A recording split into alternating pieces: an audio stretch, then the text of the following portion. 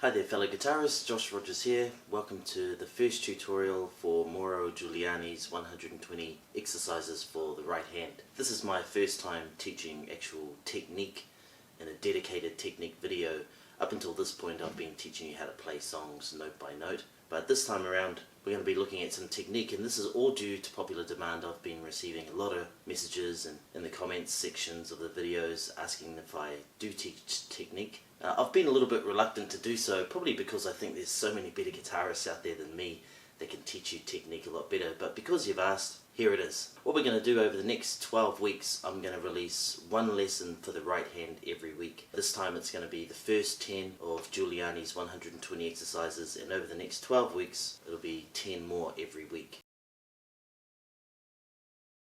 Some basic right hand principles. One of the best, I think, is just to relax. As obvious as it may seem, when you start off you might seem relaxed and you're playing and your fingers are just gliding over the strings nicely, but as you're getting further into your practice session, sometimes some tension starts to build up, and it's important to know when that's happening and just try to develop a way of releasing that tension. That's the first thing. Try to remain relaxed all the time. One of the other ones to do is just your basic finger movement. The idea is that actually most of your strength comes from this knuckle here. It's like your hip and your legs. That's where actually all of your driving force comes from. Your driving force doesn't really come from your knee. When you're walking, everything comes from the hip. This is basically your hip for your hand, so you want to control all your movement from there. Basically your hand is going to be moving like that, or I should say your fingers will be moving like this. This area here should stay relatively still. I doubt that it can stay absolutely still. It has to move a little bit, but you should be aiming to make your fingers move from here. What you're trying to do is to avoid this thing here, which I called it the eagle claw technique. If you watch those kung fu movies and you can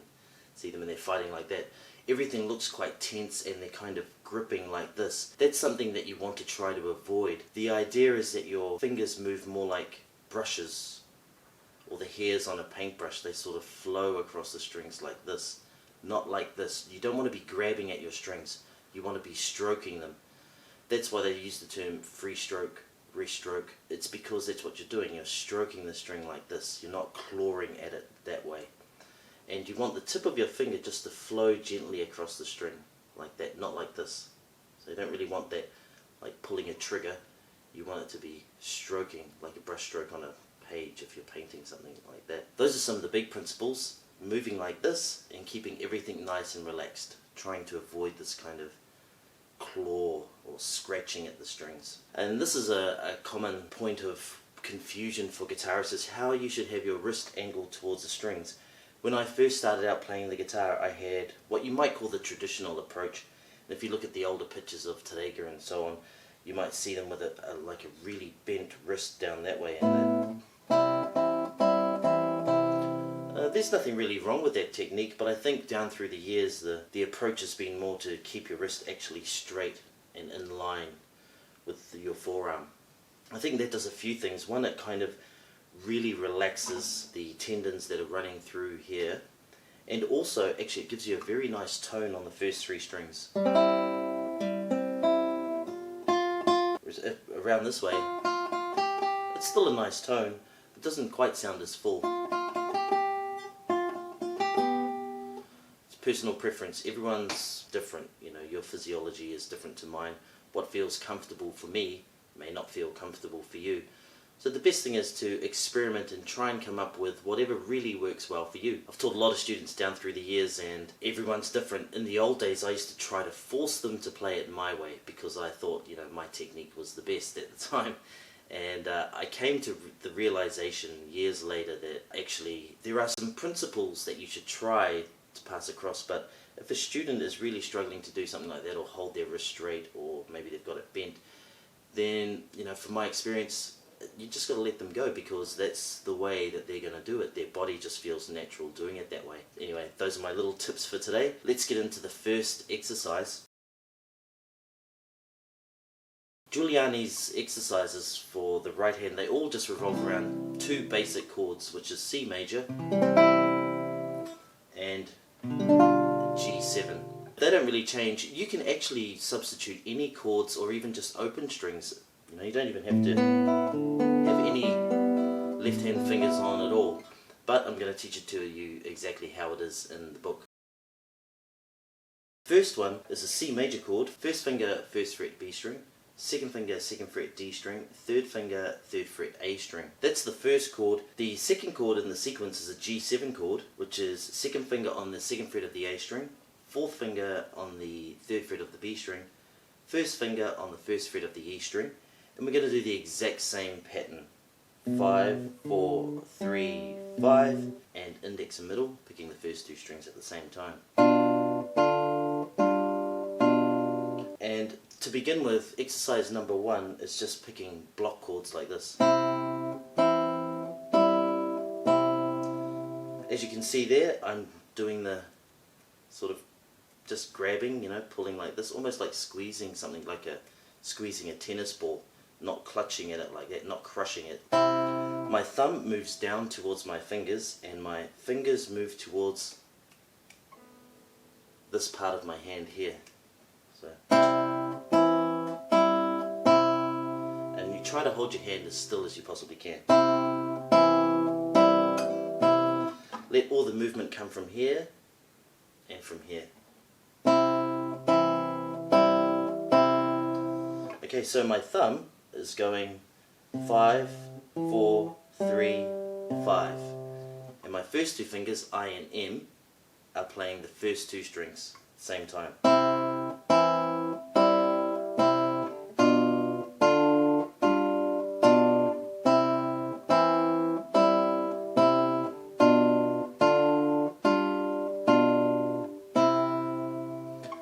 The idea there is to try to make every note sound at the same volume. At the moment you can hear that the first string, I think, is a little bit powerful.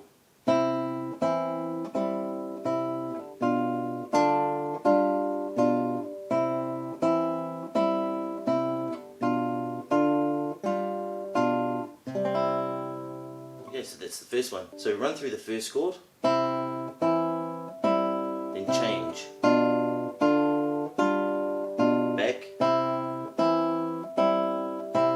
change. Okay, let's move on to number 2. It's exactly the same two chords, same bass sequence, but we're going to split the picking into triplets like this.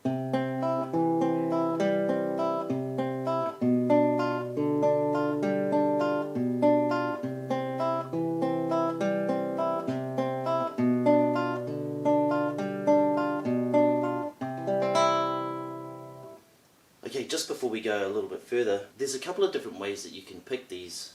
The way I'm doing it in this particular exercise is I'm using full planting. So I put all of my fingers on, and then I release one after the other like this. Thumb, index, middle. So they're all on. The other way is to do it all free strokes, so your fingers are just sitting gently just above.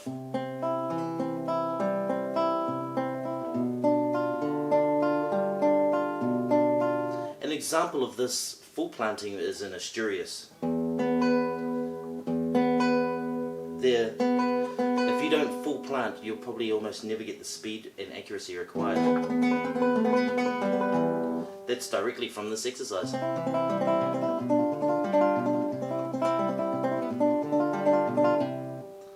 Okay, so it's the same chord sequence and everything. C, G7.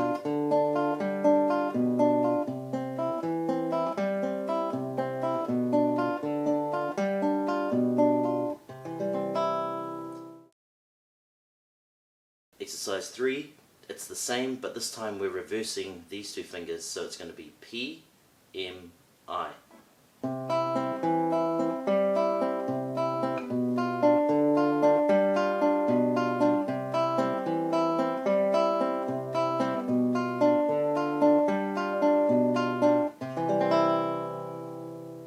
Before I carry on to exercise 4, remember with these you can practice them so many different ways.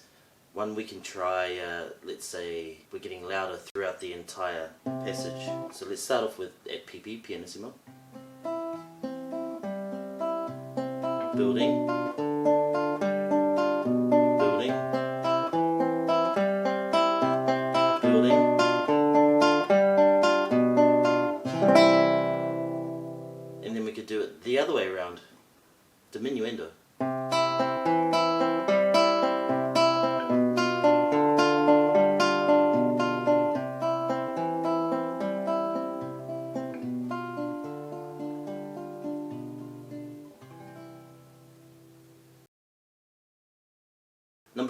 is the first departure from that kind of first two strings. So now we're going to be doing this. There we're moving in blocks of 3. So we have 5, 4, 3, 4, 3, 2, 3, 2, 1, 5, 2, 1. Then we change chords, do the same thing. 5, 4, 3, 4, 3, 2, 3, 2, 1, 5, 2, 1.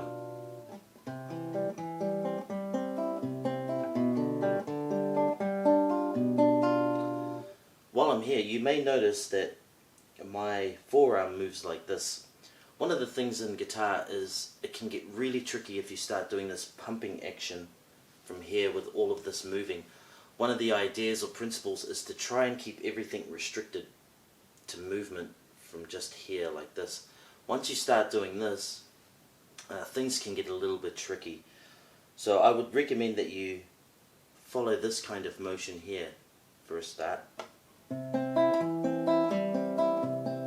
That's particularly noticeable in this one.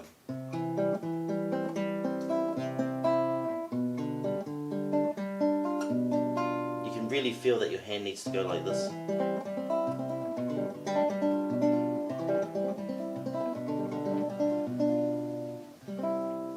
Okay, so just bear that in mind.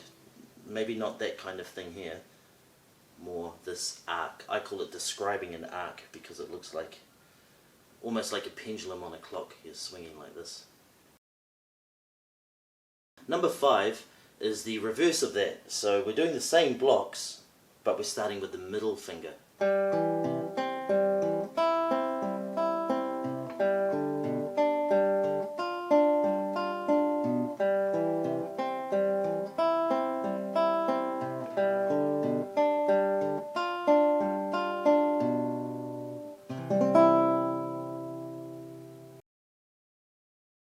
Number 6 is a little variation, but still very similar. Okay, so the pattern there is 5, 3, 4, 4, 2, 3, 3, 1, 2, then a little jump back to the beginning, 5, 3, 4.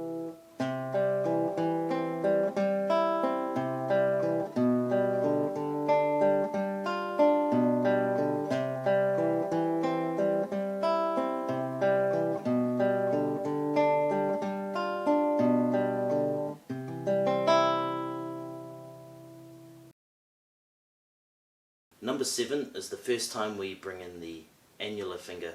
Nothing really different though. I know a lot of guitarists, they don't really use this finger too often. It's really important though that you do start to develop that, especially if you want to become a decent classical guitar player. A lot of fingerstyle players seem to be able to get away with these three. You know, guitarists like, say, Lindsey Buckingham from Fleetwood Mac and Mark Knopfler from Dire Straits. They use just these 3 fingers, and don't get me wrong, they're incredible, but for the classical guitar player, you should be able to use all 3, index, middle, annular, sometimes called the ring finger, and your thumb, Pulgar. So this one here, we're breaking actually, so we're skipping a string, so we've got 5, 3, 1, like that, and then 4, 3, 2, with thumb, index, middle.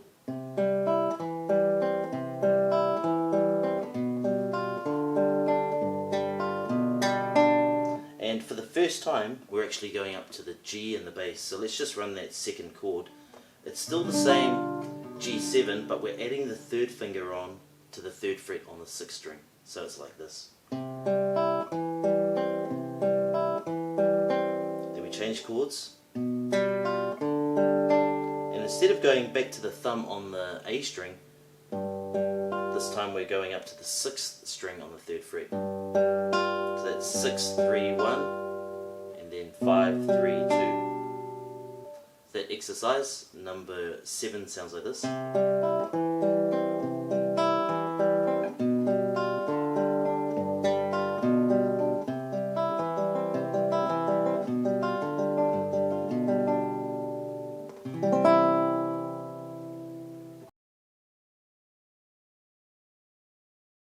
While while we're here, you can experiment with all kinds of things, as I've been saying throughout this lesson. These exercises, they seem mundane when you first look at them. Oh, you know, it's just a C major and a G7 chord, and you know, I'm just going blah blah blah blah blah blah blah blah blah like that. But with the classical guitar, because it's just you and your guitar, you have to try to find so many ways to keep it exciting.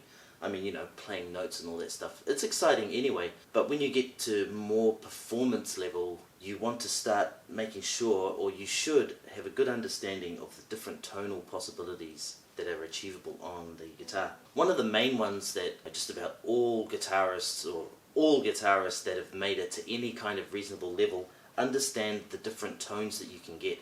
There's three main tones. There's this one, which is called sul tasto, which means tastefully or with taste. And that kind of sounds like a harp. There's this one, which is called the natural position, because this is where you naturally play. And you will spend probably 99% of your time here. So this position here is called Ponticello. And for me, this sounds a whole lot like a harpsichord. A harpsichord is kind of like a, you know, like a piano version of a guitar. Inside, if you ever get a chance to look inside one, there's a little plucker thing that goes across a string like that, and it's almost exactly like your finger, and that's why they sound the way they do. In a piano, you know, the strings are being struck by a hammer, but in the harpsichord, it's actually being plucked or pulled, and so it does have this kind of quality to it. Anyway, getting back to this exercise, or any of these exercises, you can start experimenting, moving. Now, you're going to find that you won't be able to follow that principle that I was saying before, you know, of trying to keep everything steady here and only restricting movement from the elbow down to the hand. When you're moving here, you are going to have to sort of abandon that original position and move. But it can give you some wonderful different sounds.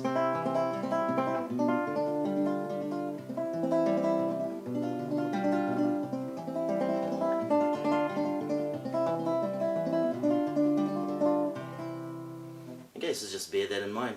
That's moving sul tasto, natural, Ponticello. Right, number 8. Here we're starting with thumb, annular, index like this. And then thumb, middle, index.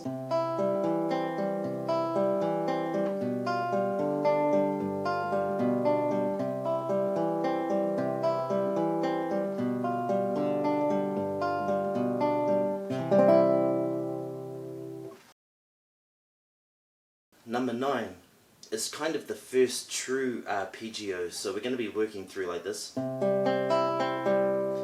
This is probably one of the most common guitar right hand patterns that you will ever use. I do a lot of playing, and to tell you the truth, I often find myself doing this when I'm playing rhythm. You know, that kind of thing.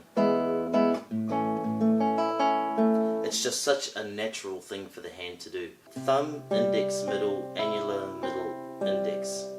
Thumb starts on the 5th string, and your other fingers are on 3, 2, 1, 2, 3 like this. And then you're going to have this.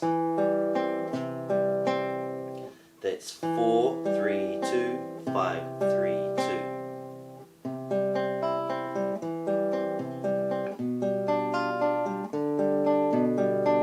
So it's the same for the G7 chord too. We're not going to the low G that we had in the previous 2 exercises.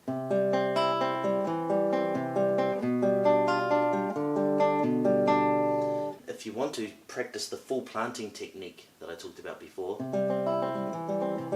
you can actually do it for all of these shapes in here. Remember, full planting, you put all of your fingers on and release them, one after the other. So plant, plant, plant. Same for the next chord. Plant, plant, plant.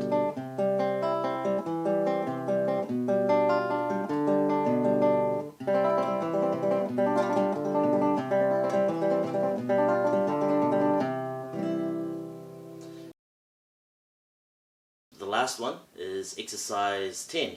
It's kind of like that one, but a little different. 5, 2, 3, 4, 2, 3, 5, 2, 3. Okay, it sounds a little bit confusing.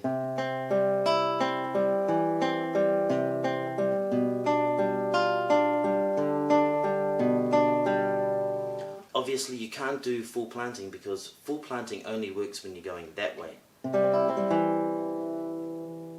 You still can employ some type of full planting. For example, in this one, you can have your middle finger ready.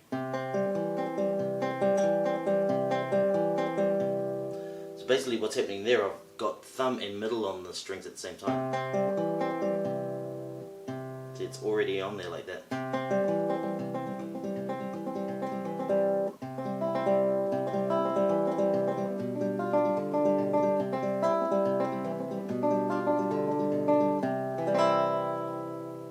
Fellow guitarists, that's the first 10 of the 120 exercises for right hand by Mauro Giuliani. Hope you've enjoyed it.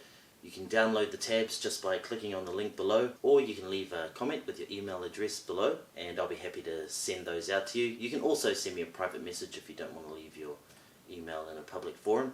I hope you've enjoyed it. Please subscribe and like the video, and remember there's going to be plenty more coming up. Have yourselves a great day, and as you know, let's play this.